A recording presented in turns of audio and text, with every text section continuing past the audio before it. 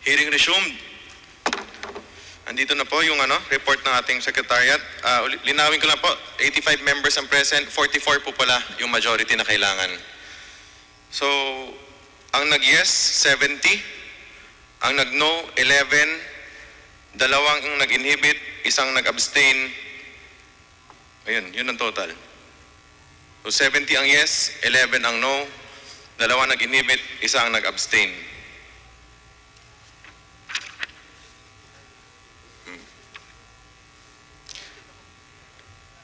The resolution to deny ABS-CBN's franchise application is hereby adopted. Pursuant to Section 49 of the Rules of the House of Representatives, all House bills and House resolutions relative to the grant or renewal of the franchise application of ABS-CBN Corporation are hereby laid on the table. The committee secretary is hereby directed to inform all the authors of the bills and resolutions of the decision of the committee in writing, and as far as practicable, though electronic mail, within 5 days, stating the reasons therefore. Mr. Chair, Mr. Chair, Kong Jonathan. point of clarification lang po. Ano po ba ang ibig sabihin ng laid on the table, Mr. Chair? Comsec. Committee Secretary. Para sir na, ano na siya, kill.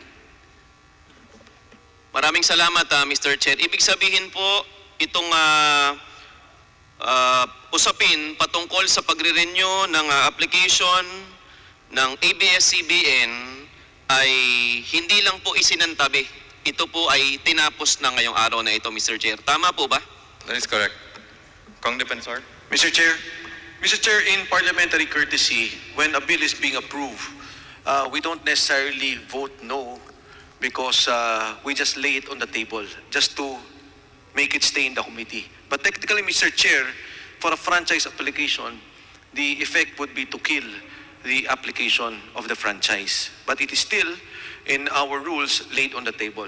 And Mr. Chair, as this is a historic moment for the House of Representatives and, of course, for the Filipino nation, I move that all members, Mr. Chair, who voted for the adoption of the committee resolution be made as co-authors. I so move, Mr. Chair. There is a motion to include all members of the committee who voted for the adoption of the committee resolution denying the franchise application of ABS-CBN Corporation. Any second? I second, Mr. Chair. Is there any objection?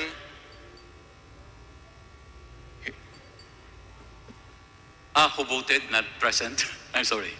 I withdraw my objection. Without any objections, motion is approved.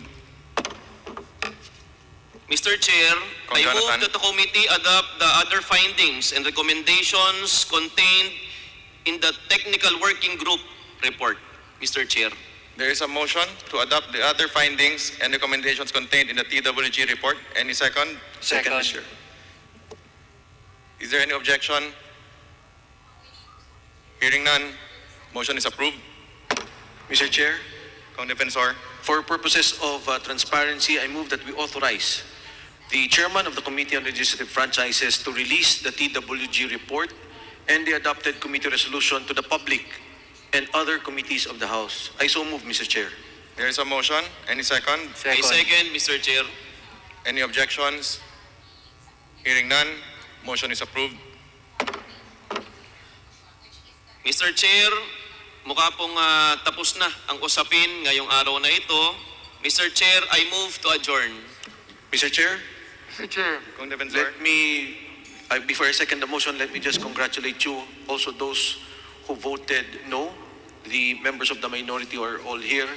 Those who have worked in for the 11 hearings, the 12 hearings, Mr. Chair. Let me congratulate you, Mr. Chairman, again, and the TWG group.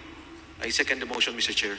Mr. Chair, before we adjourn, Yes. I just want to be clarified if this committee report will still be. I just want to be clarified if this committee report will still be presented to the plenary, not anymore. Hindi na po. But this is it, no? Okay. Mr. Chair, Kong Garin.